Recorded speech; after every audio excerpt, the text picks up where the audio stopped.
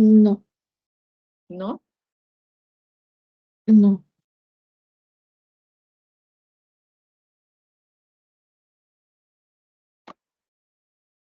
Ay,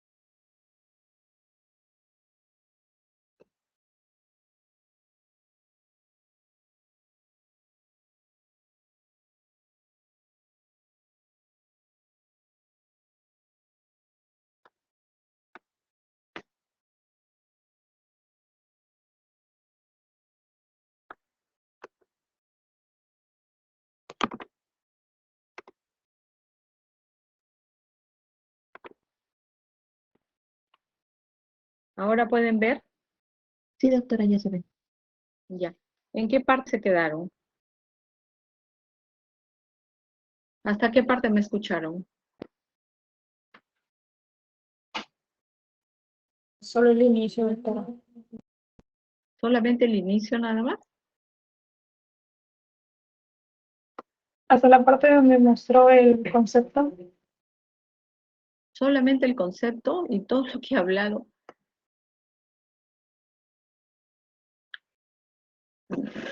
Si ocurre esto otra vez, miren, he cambiado el Wi-Fi del internet, ¿ya? Pero si ocurriera nuevamente, ya no creo que va a ocurrir, por favor se comunican a través del WhatsApp, porque yo, como les dejé un ejemplo y nadie contestaba, ahí recién yo me he dado cuenta de que de repente no me estaban escuchando, ¿no? Entonces, bueno, esta parte no sé si la escucharon, probablemente no. Acá yo les había puesto el ejemplo de un paciente que llega, por ejemplo, deshidratado y que a las 48 horas revierte el daño renal, la creatinina vuelve a estar normal, entonces estamos hablando de una insuficiencia renal aguda de tipo transitorio, ¿no? Es persistente cuando dentro de 7 días se resuelve la insuficiencia renal aguda y la enfermedad renal aguda, que va a tener un tiempo de duración límite, y que les decía que ese es el primer punto clave en esta clase, ¿no? Que la insuficiencia renal aguda reversible se puede revertir en 90 días, o sea, hasta en 3 meses. Si no se resuelve en 3 meses, ya pasamos al campo de los pacientes con enfermedad renal crónica. Luego también tenemos los factores de riesgo o el riesgo de que tiene un paciente de desarrollar insuficiencia renal aguda y que este paciente puede responder, se puede resolver espontáneamente, y cuando ya se instala el daño renal puede tener una necesidad de una terapia de soporte renal, y que acá ocurren dos caminos, que puede ser la recuperación completa o que el paciente no se recupere y quede en terapia de reemplazo renal. Los que se recuperan siempre van a quedar con un riesgo incrementado de tener un nuevo episodio de insuficiencia renal aguda. En esta diapositiva les hablaba de las etiologías para hacerles recordar que probablemente ustedes ya en medicina 1 revisaron estas etiologías y que van a ser de acuerdo al sitio donde se presenta, ya sea la prerrenal, la parenquimal o la postrenal u obstructiva, ¿no? Entonces, en la prerrenal tenemos a todos los cuadros de deshidratación, de hipovolemia, pero también tenemos a los pacientes con bajo gasto cardíaco, a los pacientes con enfermedades hepáticas crónicas, con disminución de resistencias periféricas o con cuadros sépticos que van a provocar pues una vasodilatación sistémica, una vasoconstricción a nivel renal y una caída del filtrado glomerular, ¿no? Y en las parenquimales vamos a tener todo lo que hay en el parénquima renal, ¿no? Cuando el glomérulo se afecta, el túbulo intersticio o los vasos sanguíneos, ¿no? Y dentro de todos estos, quizás lo más frecuente sea la necrosis tubular aguda provocada por la sepsis, pero también hay cuadros glomerulares, ya sean agudos o crónicos, que van a comprometer a la función renal. Y los vasos sanguíneos, sobre todo los vasos sanguíneos pequeños, son los que pueden provocar insuficiencia renal aguda cuando hay una enfermedad tipo vasculitis. Y en las obstructivas pueden ser obstrucciones intrínsecas o extrínsecas de la vía urinaria que pueden provocar insuficiencia renal aguda. Luego, bueno, estos ya son un cuadro resúmenes de lo que acabamos de ver acá para ver las causas más frecuentes dentro de las prerrenales, las más frecuentes, el 70%, y dentro de las parenquimales tenemos a la necrosis tubular aguda de tipo isquémico como la causa más frecuente, ¿no? Luego tenemos esta clasificación de la insuficiencia renal aguda. Ay, me pasó un poco rápido. Ahorita voy a las 2:46 voy a hacer un momento de ingresar mi asistencia en el campus.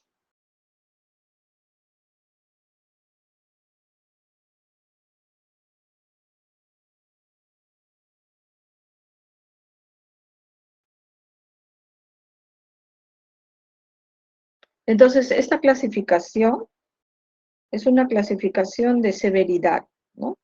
Entonces, acá tenemos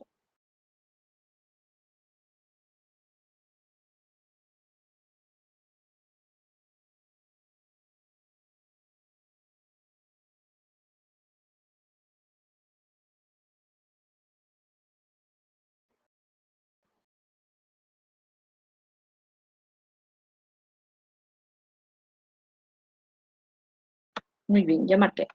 Bueno, entonces les decía, esta clasificación es una clasificación de la severidad y como ustedes están viendo ahí, año 2004, 2007, 2012. Estas tres clasificaciones se usan. Estas clasificaciones tienen dos criterios que no han cambiado a través del tiempo, que son el criterio creatinina, o tasa de filtrado glomerular, y el criterio diuresis. Cuando estamos evaluando a un paciente en un establecimiento de salud que no cuenta con un laboratorio para usar el valor de este resultado de la creatinina, entonces podemos tener solamente la validez del criterio diuresis, ¿no? Entonces, acá hay dos conceptos que hay que aclararlos y justamente acá les hacía un ejercicio de un paciente varón que pesa 60 kilos y que su flujo urinario en 24 horas fue 400 mililitros. ¿Cuántos mililitros por kilo y por hora tiene este paciente? No sé si pueden hacer este ejercicio para que quede claro estos términos de los mililitros por kilo y por hora. ¿Podrían hacerlo y me pueden decir el resultado? Disculpe, ¿cuál era su peso? Peso 60 kilos, diuresis 400 mililitros en 24 horas.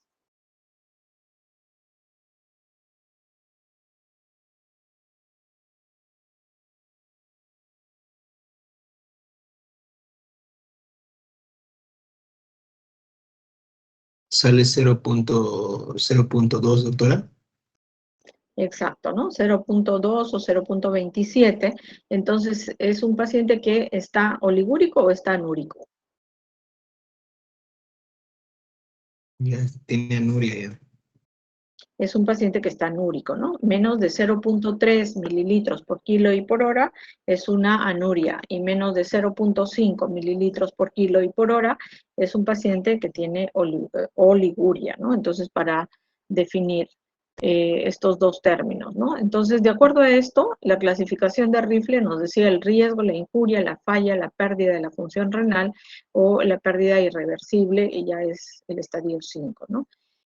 En la clasificación aquí y CADIGO vamos a tener el estadio 1, 2 y 3 y va a depender del valor de la creatinina. Perdón.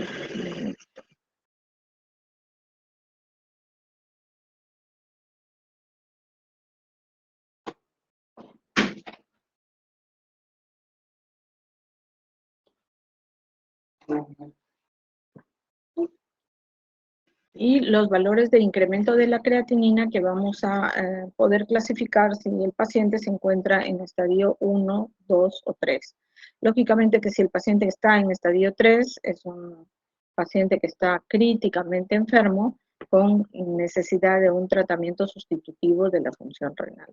Estas diapositivas de la fisiopatología es solamente para recordar lo que ustedes ya conocen, ya revisaron, que la insuficiencia renal aguda, hace mucho tiempo, había un concepto que decíamos que la insuficiencia renal aguda es reversible al 100%, ¿no? Entonces, acá si vemos en la diapositiva, en la figura que está en el centro, vamos a tener una flecha que va a seguir un continuo y prácticamente un círculo en donde vamos a encontrar pues pacientes que empiezan con la insuficiencia renal aguda y en las células tubulares renales empieza una pérdida del borde del cepillo, se pierde la polaridad, ¿no? Entonces, luego ya viene la apoptosis, la muerte celular, que estamos viendo que es una apoptosis, una necrosis de la célula tubular parcheada, como la vemos en el esquema de la derecha, ¿no? Donde dice necrosis tubular aguda isquémica, y vemos que en el túbulo contorneado proximal, en el asa de Henle,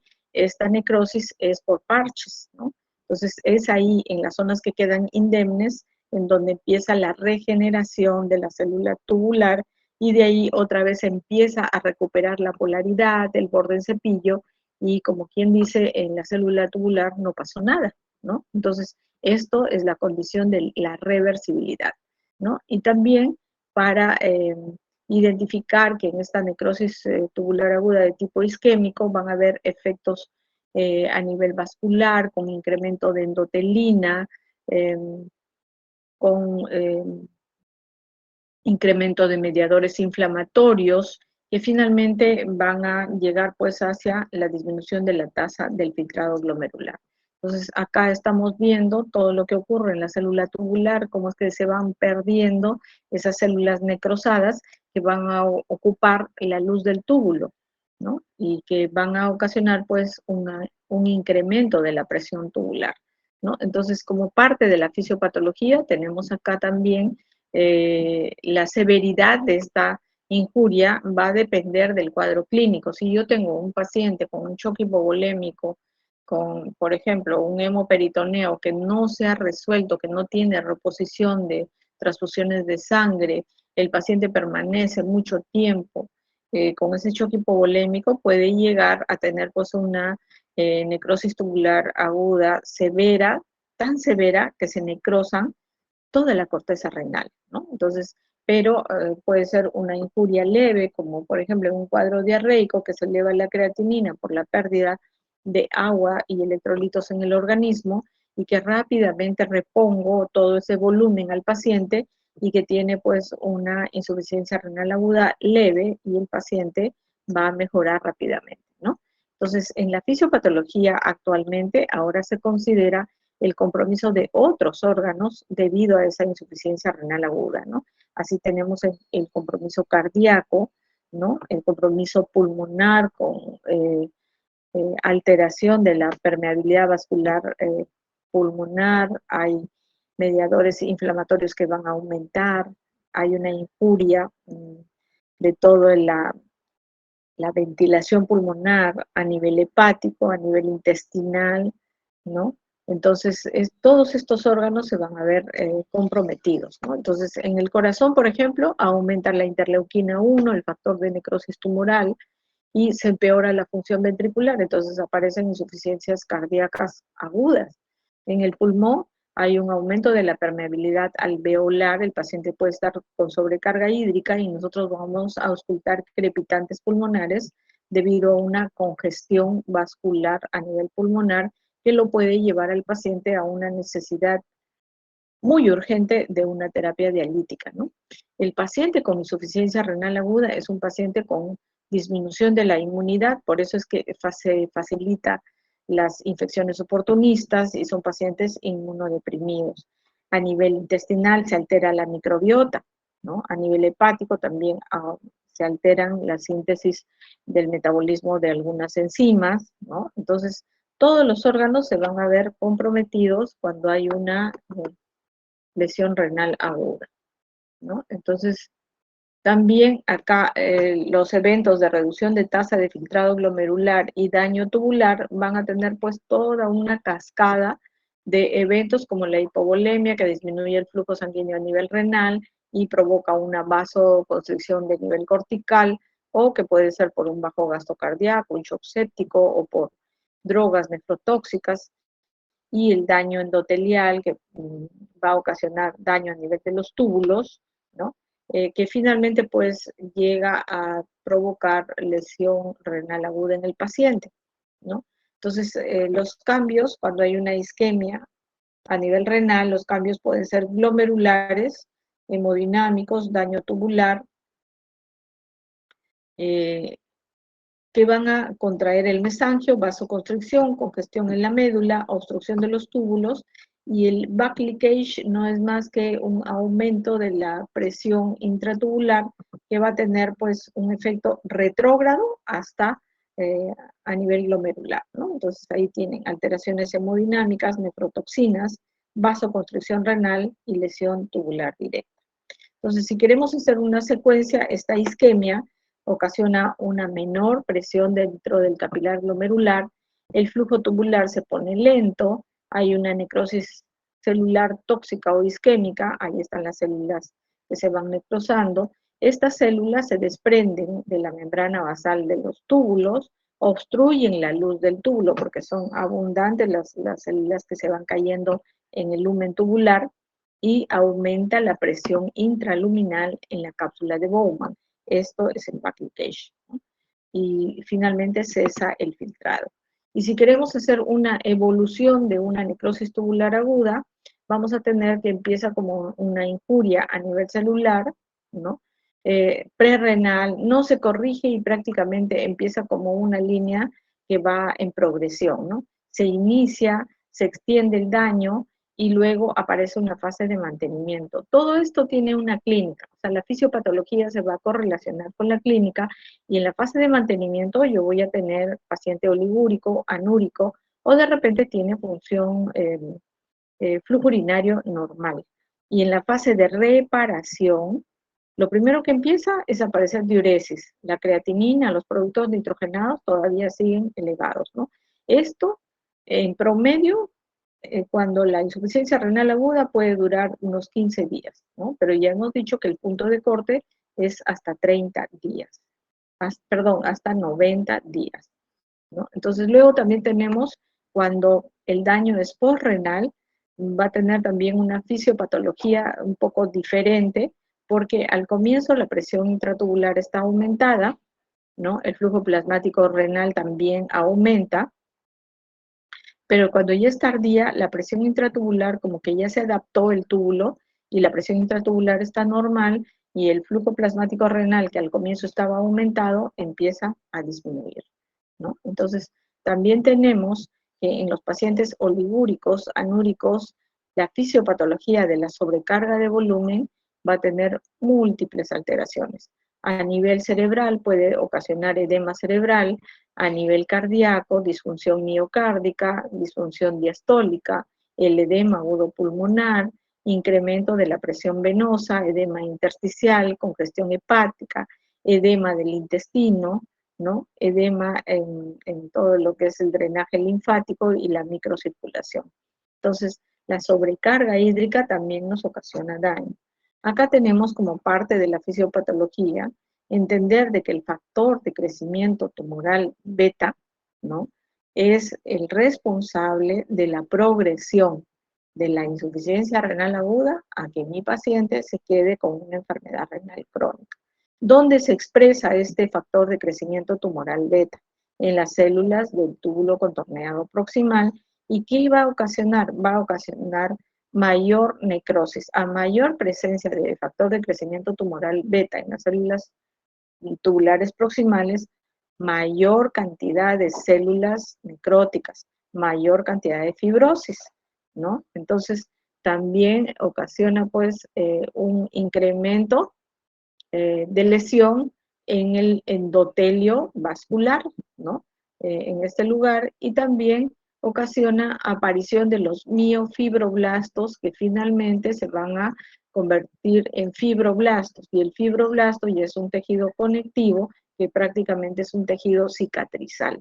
Entonces, con esto yo creo que es una diapositiva muy interesante porque nos dice cómo es que pasa de insuficiencia renal aguda y pasa a crónica, ¿no? Entonces, acá tenemos estos factores de progresión, acá tenemos la edad, a más edad, ancianos, adultos mayores, mayor riesgo.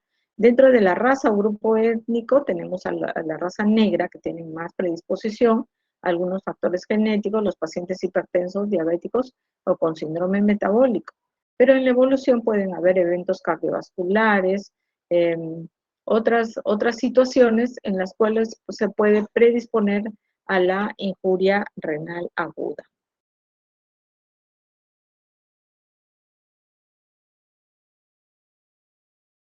Entonces, factores de riesgo estudiados ya para la insuficiencia renal aguda, ya habíamos mencionado algunos: edad avanzada, diabetes, hipertensión, reserva funcional renal, es decir, pacientes que ya tienen un cierto grado de enfermedad renal crónica y que tienen una pequeña reserva funcional, pacientes que tienen proteinuria, ¿no? La anemia se sabe ahora que no queda como interrogante, sino que sí es un factor de riesgo para la IRA.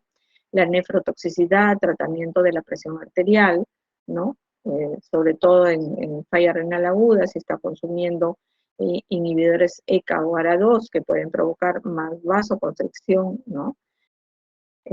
Control de la glucemia o procedimientos o cirugías que el paciente haya tenido. Entonces acá tenemos, este es un análisis de los factores de riesgo y acá tenemos un odds ratio, ¿no? El odds ratio que nos dice la probabilidad que la persona tiene, el paciente tiene de hacer la insuficiencia renal aguda teniendo alguna variable, como por ejemplo la edad, 1.2 veces mayor riesgo de hacer insuficiencia renal aguda. Lo que acá nos llama la atención es que la hiperglucemia el paciente tiene mayor riesgo de hacer la insuficiencia renal aguda. Si ustedes me preguntan el por qué, o sea, hasta ahora está en estudio, pero en algún momento encontraremos esa relación hiperglicemia con riesgo de insuficiencia renal aguda, ¿no? Entonces, también es importante el consumo de drogas nefrotóxicas, los pacientes sépticos o el riesgo de cirugías extensas, ¿no? Entonces, llegamos a la parte de los signos y síntomas. Cuando hay una ira prerrenal, el paciente tiene sed y a veces nosotros no damos la importancia debida a este síntoma, ¿no? El paciente dice, tengo sed, o el niño le alcanzamos un vaso de agua y con una avidez lo toma y lo desapareció rápidamente, lo consume, ¿no? O el paciente tiene hipotensión ortostática, taquicardia, hay una reducción de la presión venosa yugular, disminución de la turgencia cutánea, sequedad de mucosas, ¿no? Pacientes que tienen, se nota o palpamos las mucosas de la cavidad oral, están secas, no suda, o tiene el paciente oliguria. Entonces son datos de una insuficiencia renal de tipo prerrenal. Pero cuando es parenquimal, el cuadro, como ven ustedes, es muy variado, ¿no? En relación a síntomas, signos, tienen síntomas muy diversos, como pueden ser la oliguria, la anuria, el paciente puede estar edematizado, con dolor renal, dice, puede aparecer, pero es raro. El paciente con insuficiencia renal aguda puede tener una hematuria, ¿no? En la glomerulonefritis aguda postinfecciosa, por ejemplo, el paciente puede venir con una orina de color té cargado, es una hematuria, y eso es debido a un síndrome nefrítico, ¿no? El paciente puede tener anorexia, puede tener náuseas, vómitos, hemorragia digestiva, porque puede venir con un síndrome urémico por la falla renal aguda, puede tener componentes neurológicos como son el asterixis o flapping, puede tener hiperreflexia, el paciente estar somnoliento, entrar en sopor, en convulsiones, en coma, debido al síndrome urémico de la falla renal aguda. O el paciente tener una respiración tan cansada como si fuera un atleta que está muy agotado y tener pues una respiración de Kussmaul, ¿no? En una acidosis metabólica. O a la auscultación, un frote pericárdico como parte del síndrome urémico, o el paciente viene, no tolera el decúbito dorsal está con hipoxemia, satura menos de 90% y tiene crepitantes en ambos campos pulmonares, ¿no? En relación todo este cuadro a un edema agudo pulmonar. El paciente puede venir con una hipercalemia, con arritmia, con bradicardia o con hipertensión arterial.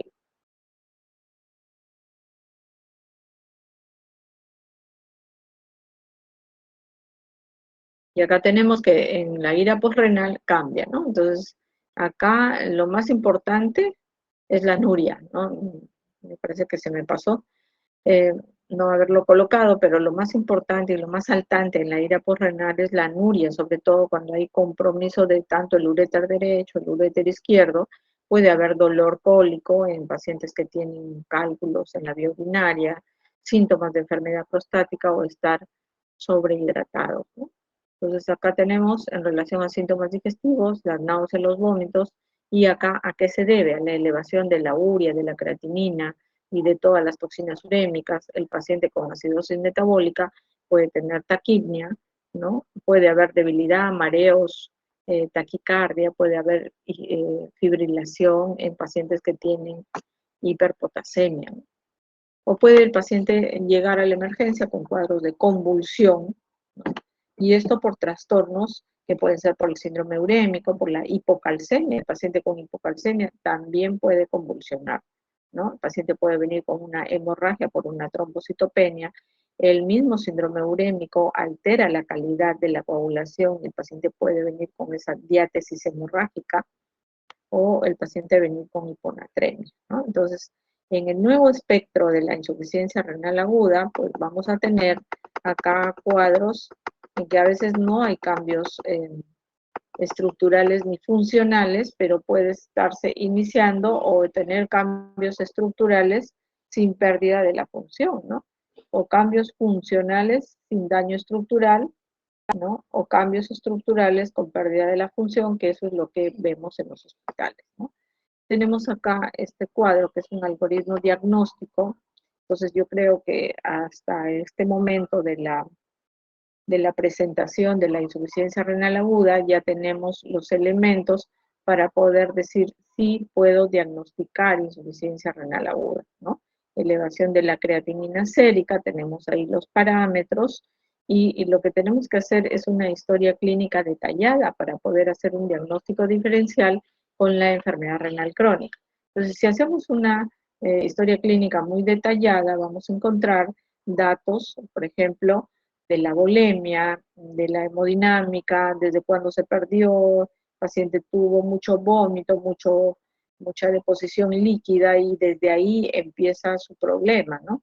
Entonces empezó a hacer oliguria, ¿no? Entonces tengo que evaluar también si el paciente consume algunos fármacos nefrotóxicos o analizar la epidemiología, ¿no? Hay muchos casos que se dan de acuerdo a la epidemiología de la zona, ¿no? Bartonella, que se complica con insuficiencia renal aguda, malaria, que se complica con insuficiencia renal aguda, hasta el dengue también se puede complicar con insuficiencia renal aguda, el mismo COVID, ¿no? Coronavirus con insuficiencia o falla multiorgánica se compromete el riñón, entonces toda esta epidemiología nos sirve, ¿no? Y luego el segundo punto es determinar la cronología, en qué parte estamos, ¿no? ¿Cuántos días tienen insuficiencia renal aguda, ¿no? Entonces acá dice 15 días a 3 meses subaguda, ¿no? Mayor de 3 meses ya no vamos a hablar de insuficiencia renal aguda, vamos a hablar de una enfermedad renal crónica, ¿no? Parámetros de funcionalidad para ver cuánto se ha perdido de la función y dónde está afectado básicamente. Esa afectación tubulointersticial, por ejemplo, si estuvo consumiendo antiinflamatorios no esteroideos a grandes dosis que le han provocado una nefritis tubulointersticial aguda, ahí está mi clasificación ya etiológica más diferenciada de una glomerular. En la glomerular vamos a encontrar diversos cuadros de síndrome nefrótico, el paciente orina con espuma, tiene edema generalizado, ¿no? O puede tener afectación vascular. Y también es útil pedir la ultrasonografía, ¿no? ¿Por qué? Porque nos va a permitir identificar si hay obstrucciones de la vía urinaria, ver el tamaño de los riñones, la ecogenicidad, nos va a servir de gran utilidad. Entonces, cuando hemos empleado muchos estudios de imágenes y no logramos encontrar la causa, entonces tenemos, digamos, la herramienta de la biopsia renal para determinar qué es lo que provocó la insuficiencia renal aguda. En este enfoque diagnóstico es importante hacer un enfoque sindrómico, funcional, fisiopatológico y etiológico.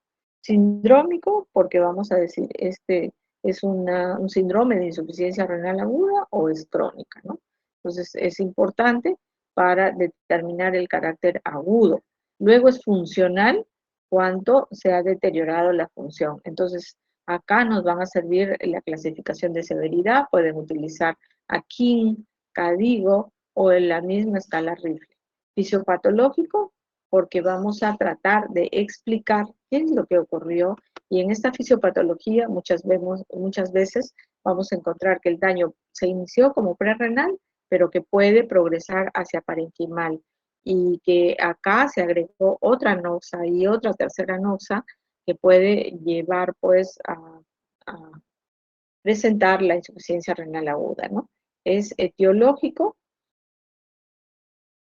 cuando vamos a identificar la causa, ¿no? Entonces, ¿qué ha producido? Entonces hay un ejemplo ahí de una insuficiencia renal aguda grado falla, secundario a una necrosis tubular aguda de origen hemodinámico, por ejemplo, ¿no? Y la otra dice, IRA sobreagregada a enfermedad renal crónica clase 3, ya estamos clasificando la severidad de acuerdo a la clasificación Akin, que es de causa obstructiva por una hipertrofia de próstata, ¿no? Entonces, esa es la forma como poder hacer el enfoque diagnóstico. Luego, en la evolución de la insuficiencia renal aguda, vamos a tener que hay las flechas que van a tener un doble sentido y que si yo hago una intervención terapéutica y corrijo, ¿no?, a este paciente que ha empezado con una insuficiencia renal aguda, con factores que se pueden corregir, sobre todo en pacientes deshidratados, yo le administro fluidoterapia, entonces la flecha puede ir hacia la izquierda y normalizar este daño. Pero cuando ya se establece y aparece el filtrado glomerular, la lesión o el filtrado glomerular disminuido, no hacemos más que acompañar a nuestro paciente para ver cómo es la evolución, ¿no? Entonces, esta evolución de la insuficiencia renal aguda nos va a dar pues varios caminos, ¿no? Entonces, dentro de estos caminos, y esto también es una diapositiva muy importante para decir que ahora la insuficiencia renal aguda no es reversible al 100%. Como estamos viendo, empieza como un riñón de color verde y finaliza con un riñón de color verde, todo este tramo de enfermedad en el paciente, pero hay otros pacientes que se pueden quedar con un cierto grado de disfunción renal, ¿no? Entonces, esos son el grupo de pacientes que no recuperaron completamente la insuficiencia renal aguda que los había alterado, ¿no?, la función renal. Y es ya de color negro, como están viendo ahí, para la muerte celular a nivel renal, ¿no? Entonces, cuando hay una muerte completa, una apoptosis, ¿no?, entonces ya prácticamente ahí ya no hay función renal, ¿no? Entonces, tenemos también en el laboratorio que nos van a ser de gran ayuda, ¿no?, el sodio en orina, que sobre todo cuando es parenquimal se pierde esa capacidad de concentrar sodio y el resultado del sodio en orina es de más de 20 miliequivalentes por litro, ¿no? Pero también hay otros parámetros como la osmolaridad urinaria, la relación sodio-potasio en orina, la fracción excretada de sodio, el índice de falla renal, ¿no?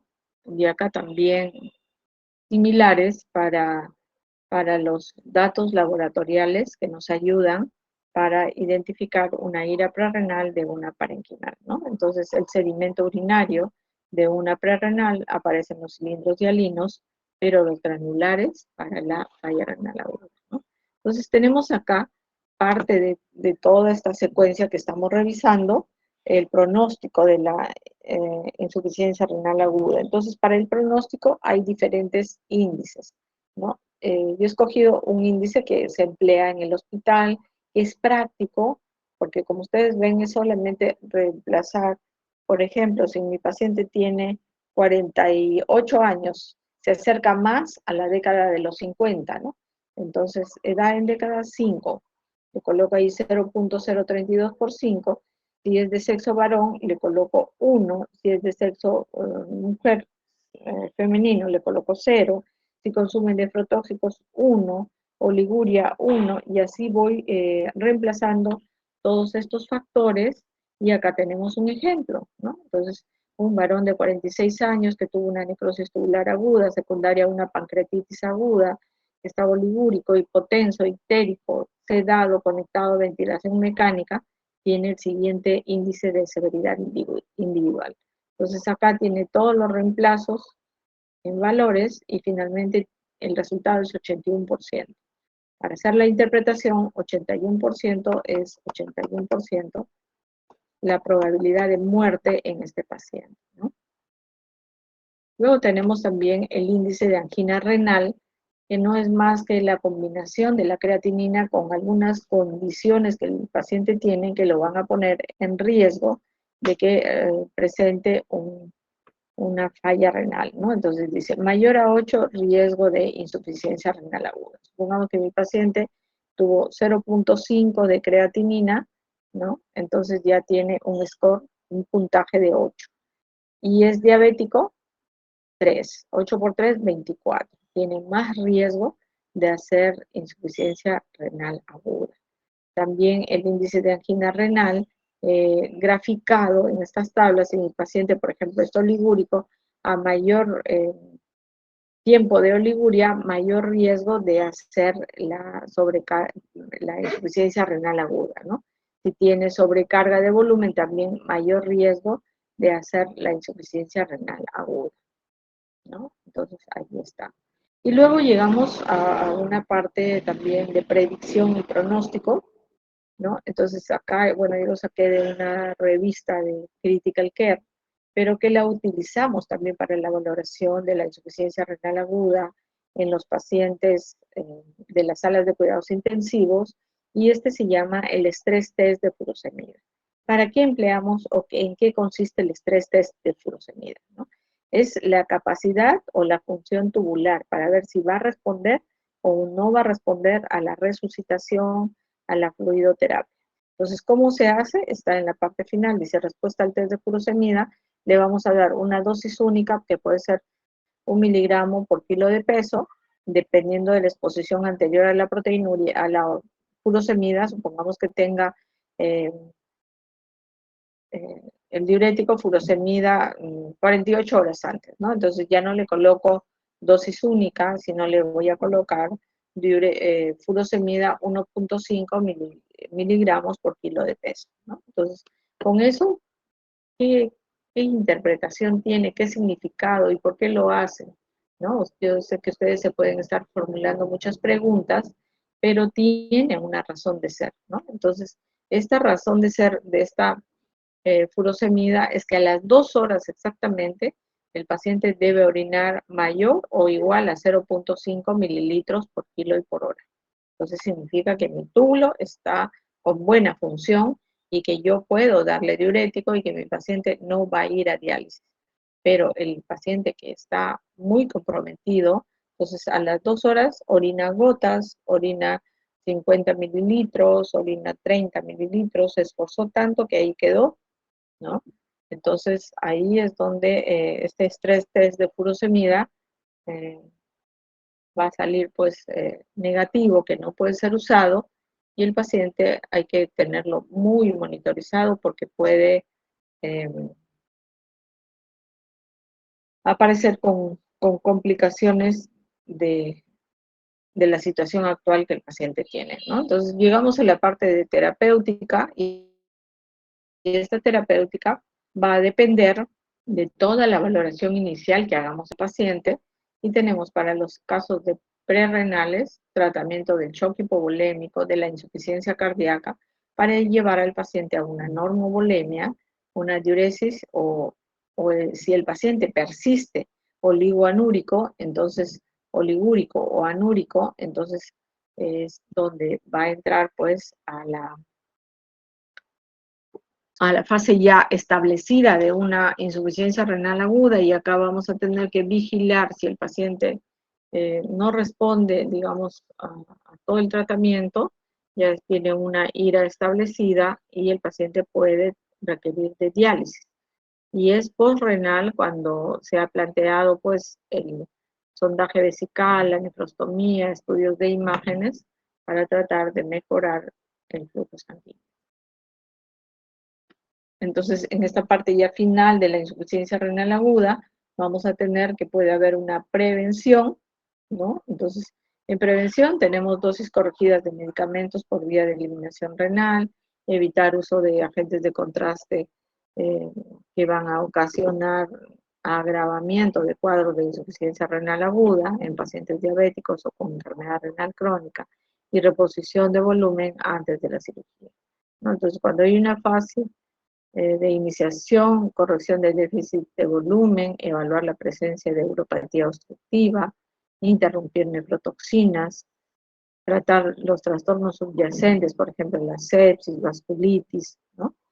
Y cuando ya el paciente está en una fase de mantenimiento, como por ejemplo en los pacientes que ya tienen la IRA establecida, por más fluidoterapia que le pongamos, le estamos poniendo furosemida en infusión continua, el paciente no orina, ¿no? Si el paciente no orina, ¿no? Entonces hay que tratar de mantener un equilibrio neutro, ¿no? Tanto los ingresos como los egresos, tratar de que sean cero para que el paciente no tenga sobrecarga hídrica, el paciente tiene que estar bien nutrido. Estos son los pacientes que hay que tenerlos muy eh, vigilados, monitorizados, porque pueden hacer cuadros de hipercalemia, de acidosis metabólica severa.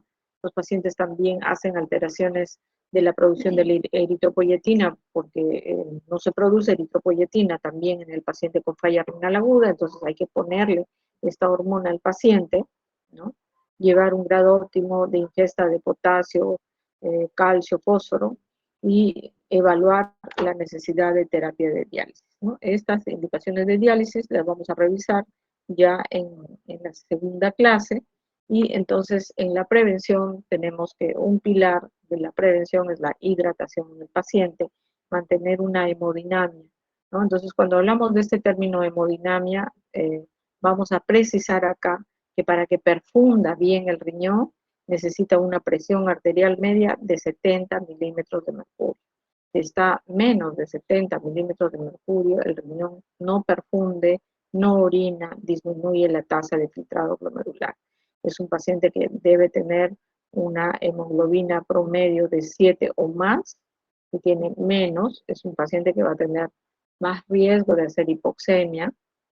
El paciente tiene que estar oxigenado y ponerle mucho cuidado a los fármacos, ¿no? Entonces, paciente que tiene muchos factores de riesgo para hacer insuficiencia renal aguda, tenemos que ser muy vigilantes de los fármacos que tienen una vía de eliminación renal, para que con eso tengamos que corregir las dosis y evitar la nefrotoxicidad, ¿no? Entonces, es importante que todo esto que hemos revisado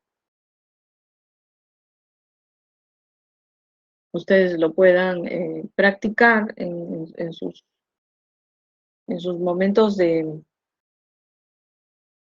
práctica en los hospitales, en los diferentes hospitales donde están rotando. Y bueno, pues llegamos a la parte de reflexión de estos aprendizajes, ¿no? ¿Tienen alguna pregunta o duda sobre este tema? ¿Por qué es importante el estudio de la insuficiencia renal aguda? ¿O tuvieron alguna dificultad en captar o aprender algún tema de esta sesión? ¿O todo está claro para pasar a la segunda clase? Sí me escuchan, ¿no? ¿Me escuchan? Sí, todo claro. Ah, ya, muy bien. Entonces voy a dejar de compartir esta clase y paso a la segunda, ¿ya? A la segunda clase.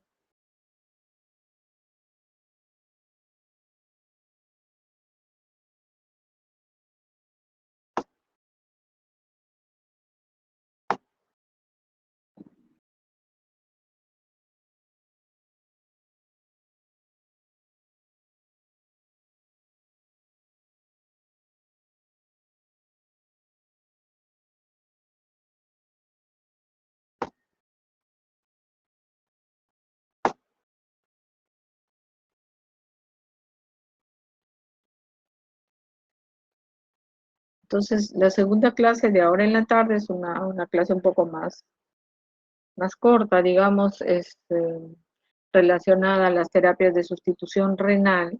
Está en el syllabus y es importante que ustedes conozcan y se va a complementar con la práctica, ¿no? Entonces, vamos a revisar algunos principios de las terapias de sustitución renal porque es necesario que ustedes la conozcan, ¿no?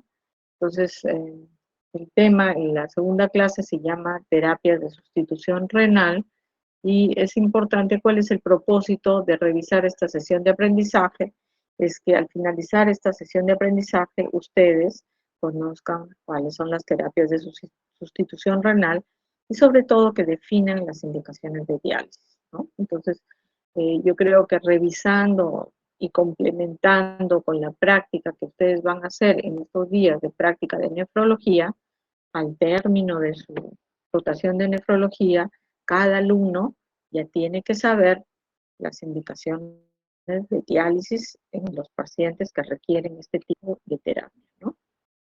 Entonces, lo que vamos a revisar son las indicaciones para el tratamiento de sustitución renal, y cuando hablamos de terapia de sustitución renal, estamos hablando de dos terapias importantes como son la hemodiálisis y la diálisis peritoneal. Entonces, esta es la diapositiva que continuaba a la clase de insuficiencia renal aguda, y en general, como punto clave, también podemos decir de que estas indicaciones de diálisis son válidas para la insuficiencia renal aguda y para la enfermedad renal crónica estadio 5, y la falla renal aguda sobreagregada a la crónica, ¿no? Entonces, no es que haya indicaciones de diálisis para los agudos, indicaciones de diálisis para los crónicos, no. Todo es igual. Las indicaciones de diálisis se dan cuando la tasa de filtrado glomerular, ya sea en una falla renal aguda, es menos de 15 mililitros por minuto, o en un crónico estadio 5 tiene tasa de filtrado glomerular menos de 15 mililitros por minuto, entonces yo puedo indicar diálisis. ¿Cuándo indico diálisis? Entonces, indico por síndrome urémico. El síndrome urémico es un término muy amplio de signos, de síntomas que el paciente, cuando ya tiene la alteración de la función renal, ocurre. De estos síndromes urémicos, vamos a tener ahí 3 complicaciones que nos pueden llevar a la necesidad urgente de una diálisis. El paciente puede empezar con náuseas y vómitos de presentación diaria que son matutinos, pero cuando aumenta esta presentación de náuseas, vómitos, el paciente puede empezar a vomitar rasgos o vómito borráceo, ¿no? O una hematemesis o una melena por la uremia. Entonces, si está en relación a niveles de urea y creatinina elevados, por ejemplo, una urea de más de 150 miligramos por decilitro en un crónico, estadio 5, o más de 120 miligramos por decilitro de urea en un paciente agudo, entonces es una hemorragia digestiva por la uremia. Entonces, es una indicación de diálisis. Otra indicación del síndrome urémico son las pericarditis. Las pericarditis que van a tener una sintomatología y también un examen físico propio.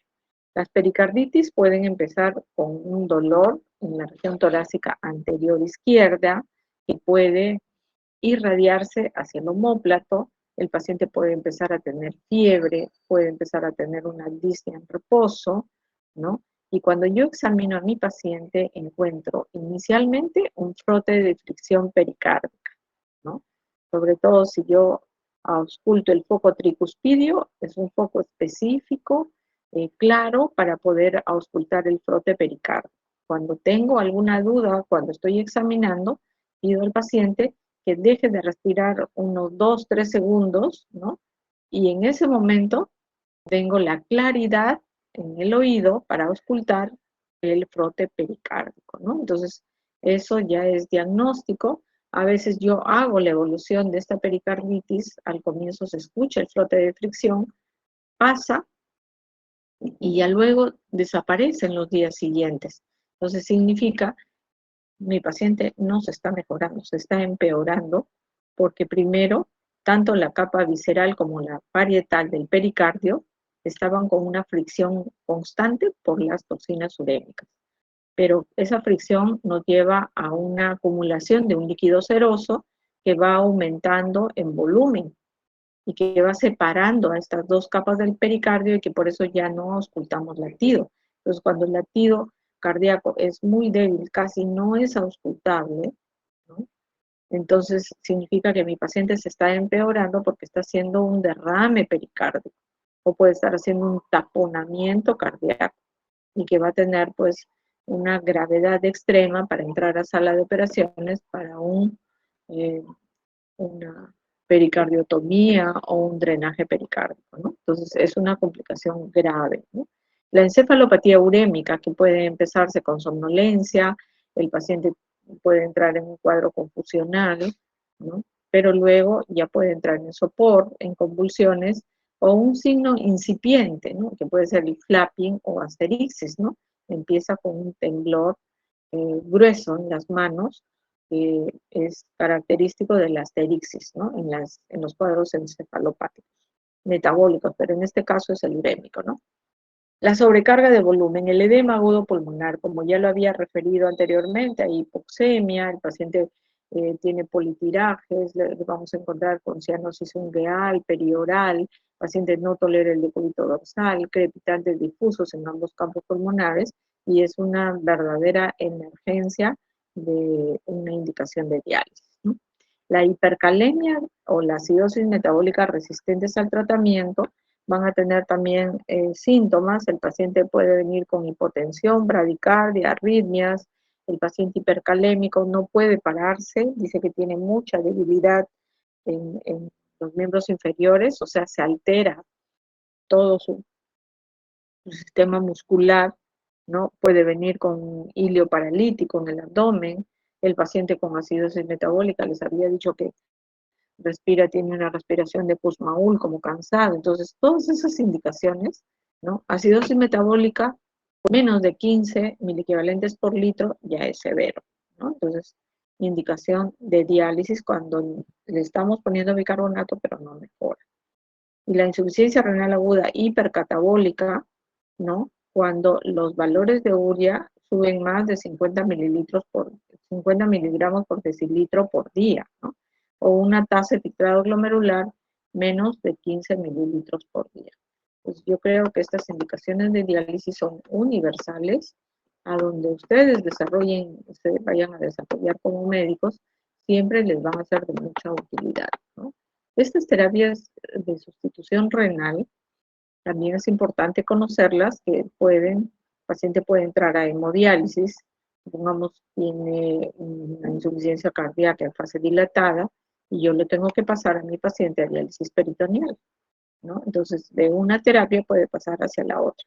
No puede tener las dos a la vez, ¿no? O tiene hemodiálisis, pasa a diálisis peritoneal, o de repente es un paciente que se estuvo preparando para trasplante, llegó a trasplantarse, luego pierde su trasplante e ingresó nuevamente a hemodiálisis, ¿no? Entonces, estas terapias, ustedes están viendo acá, hay una gran diferencia entre una y la otra. Mientras una es extracorpórea, o sea, yo saco sangre hacia un sistema para que ese sistema elimine todas las toxinas urémicas. En la diálisis peritoneal es intracorpóreo, porque estamos utilizando la membrana peritoneal como si fuera la membrana glomerular para la liberación de todas las toxinas urémicas en el líquido peritoneal que se ha ingresado a la cavidad abdominal, y de este modo dreno las toxinas urémicas, dreno agua, ¿no? En un determinado periodo de tiempo. Entonces, ¿qué es la hemodiálisis? La hemodiálisis es un método terapéutico. Ustedes están viendo ahí, claro, es una foto, pero ya luego en sus rotaciones lo van a ver en vivo y en directo, ¿no? Entonces, es un método terapéutico de sustitución renal que consiste en un circuito extracorpóreo. Decimos circuito porque va a tener una zona de salida de la sangre, va a entrar hacia el riñón artificial, ¿no? Y un retorno de la sangre ya depurada, limpia, hacia el organismo del paciente, que va a incluir un filtro, o un dializador, que es sinónimo, un sistema de líneas, que son los tubitos que están viendo acá, ¿no? Sistema de extracción de desechos metabólicos, agua y reemplazo de buffers, ¿no? Para mantener la vida.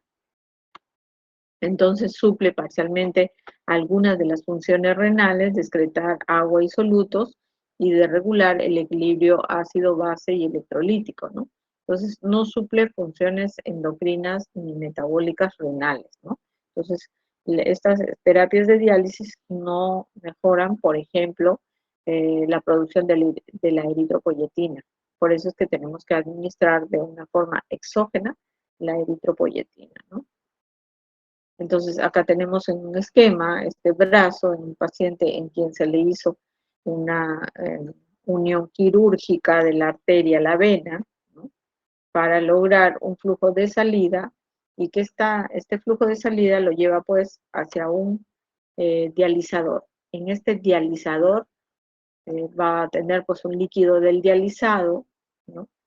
A través del cual se van a liberar las toxinas urémicas y el líquido del dializado lo que le va a dar al paciente es el bicarbonato que le falta.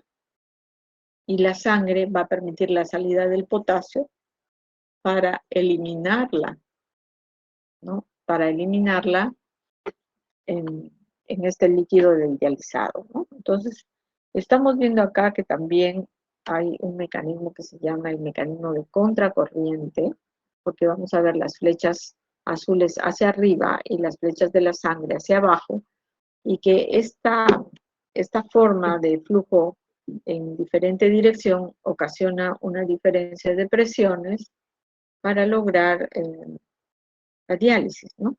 Entonces, los componentes de este circuito van a ser el filtro dializador, ¿no? La solución de diálisis o líquido del dializado, las líneas y la máquina. Acá tenemos el filtro, este es el dializador, tiene una superficie corporal que va a ser diferenciada de acuerdo al paciente, tiene microfibras que va a tener un aclaramiento, que es el COA, el aclaramiento de cuántas toxinas puede eliminar, la permeabilidad, o sea, la ultrafiltración que puede provocar, esto es en relación a la cantidad de agua que va a sacar y, bueno, puede tener esterilización en varias formas, ¿no?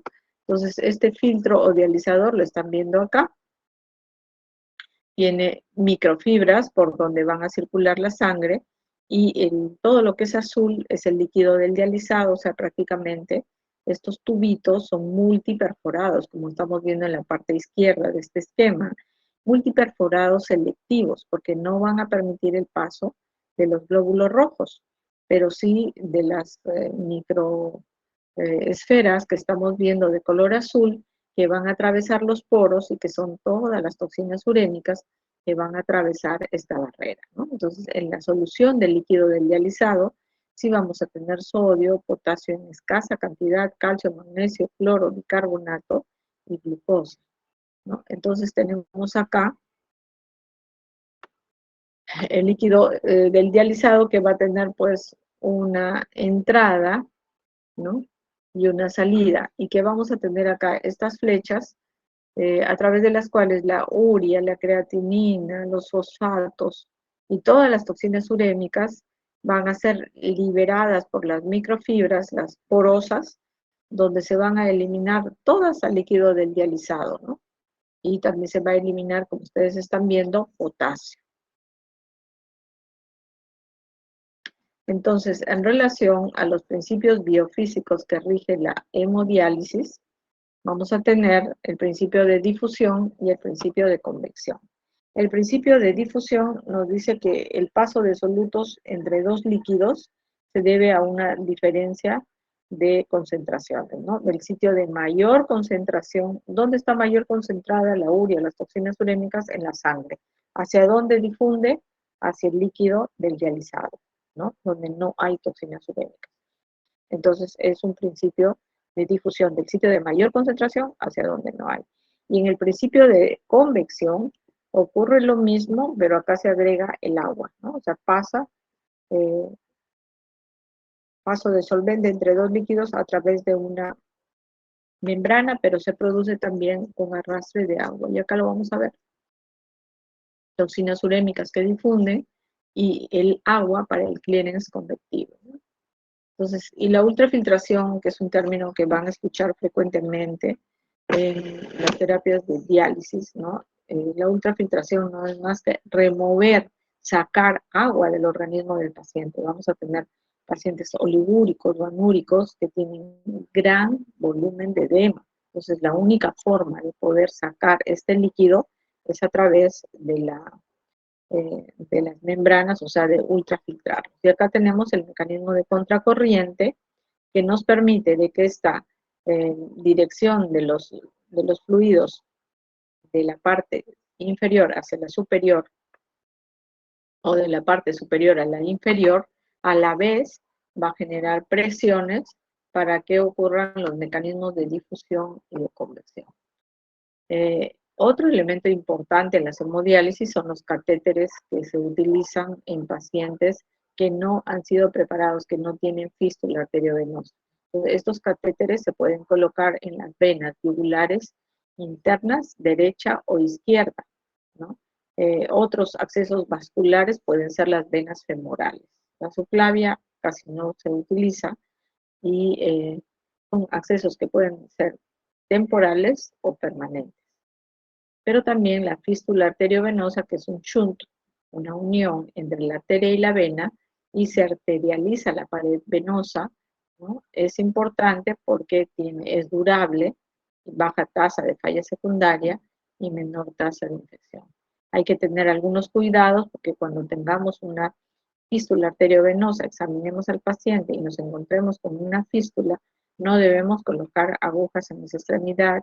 En esa extremidad no se toma la presión arterial, no se comprime con muñequeras, con nada de sujeción, ¿no? Y la técnica de punción debe ser aséptica, limpia, para evitar que el paciente se infecte. Entonces, esos son los elementos básicos en la hemodiálisis y pasamos a la diálisis peritoneal, ¿no? La diálisis peritoneal, que es todo un sistema, como están viendo ahí, un circuito cerrado, ¿no? Con una bolsa en la parte superior que se infunde generalmente en la cavidad peritoneal de un adulto 2 litros de líquido dializado y que la membrana peritoneal es la que va a realizar la difusión de todas estas toxinas urémicas y también, de acuerdo a la concentración de glucosa que estas soluciones tienen, va a ocasionar un arrastre de agua. Entonces, por lo tanto, si yo infundo 2 litros, lo dejé en tiempo de permanencia en cavidad, por ejemplo, lo dejé 4 horas, a las 4 horas no dreno por la bolsa que está en el lado inferior, no dreno 2 litros, sino 3 litros. ¿Qué significa? Que yo estoy ultrafiltrando, estoy retirando, sacando 1 litro de agua, ¿no? Entonces vamos a tener acá que la diálisis peritoneal es una técnica de depuración intracorpórea, utiliza la membrana peritoneal, la interfaz entre capilares peritoneales y la cavidad, es sin anticoagulación, porque las hemodiálisis tenemos que utilizar anticoagulantes por el riesgo de coagulación en este circuito extracorpóreo cerrado. No tiene membranas biocompatibles porque se utiliza la propia membrana peritoneal. Y bueno, va a tener algunas indicaciones o contraindicaciones. Entonces ahí tenemos, es la membrana semipermeable, cómo es que se transportan esos solutos y los fundamentos, ¿no? Entonces, en la base es la introducción en la cavidad peritoneal de un líquido compatible con la sangre en los humanos a través de un catéter. En la diálisis se difunden toxinas urémicas desde el compartimento que es la sangre, ¿no? Hacia el de menor concentración, que es el líquido peritoneal, ¿no? Y el intercambio de líquidos cuando hay problemas de edemas o de hipertensión, ¿no? Entonces, vemos qué indicaciones tenemos para las diálisis peritoneales.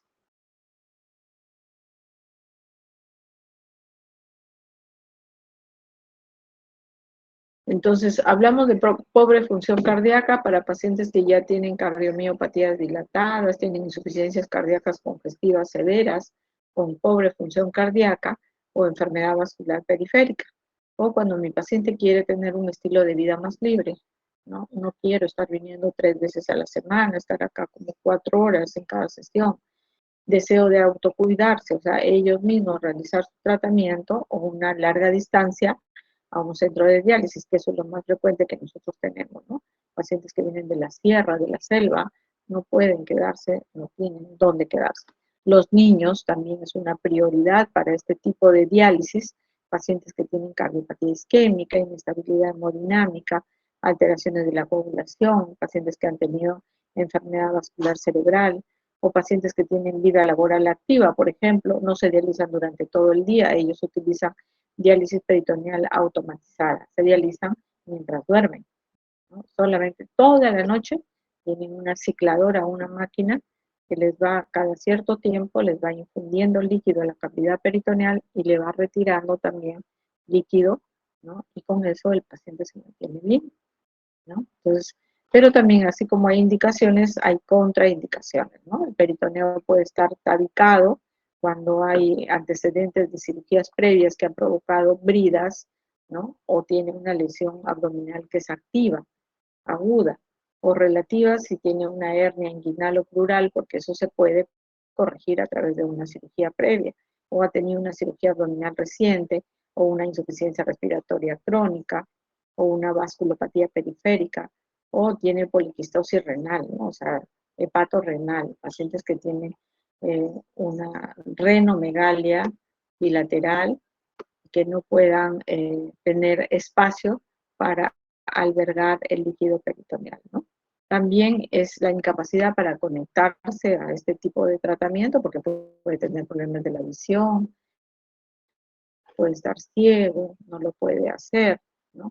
O carencia de un miembro de la familia que lo ayude. Si no hay alguien que lo ayude, no va a poder hacer su tratamiento. Cirugías abdominales previas que dejan adherencias o tienen colostomía, por ejemplo, ¿no? Esta falta de espacio a veces se puede solucionar y para la obesidad mórbida ahora ya no es una contraindicación porque se han creado catéteres especiales para este tipo de pacientes obesos. ¿Alguna pregunta? Esta parte de las terapias de sustitución renal la vamos a reforzar también en la práctica, ¿no? Porque quizás algunos entendieron exactamente cómo son los principios biofísicos de la hemodiálisis o de la diálisis peritoneal, que también es igual, el trastorno de difusión o de convección, pero que la vamos a reforzar en vivo y en directo en las prácticas que hacemos en los hospitales, ¿no? ¿Alguna consulta? ¿Alguna duda?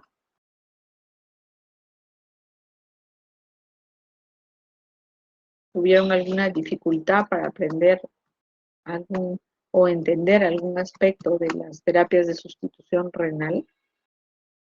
No, doctora, muchas gracias. Muy bien, entonces damos por terminada esta segunda clase y ya la siguiente clase será de acuerdo al cronograma que se les ha alcanzado.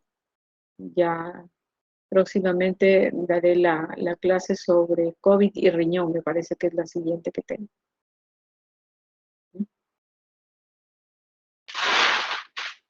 Muy bien. Les agradezco su atención y será hasta la próxima clase. Gracias. Gracias, doctora. Hasta luego. Doctora, Gracias, doctora. Hasta luego. doctora, ¿me escuchó?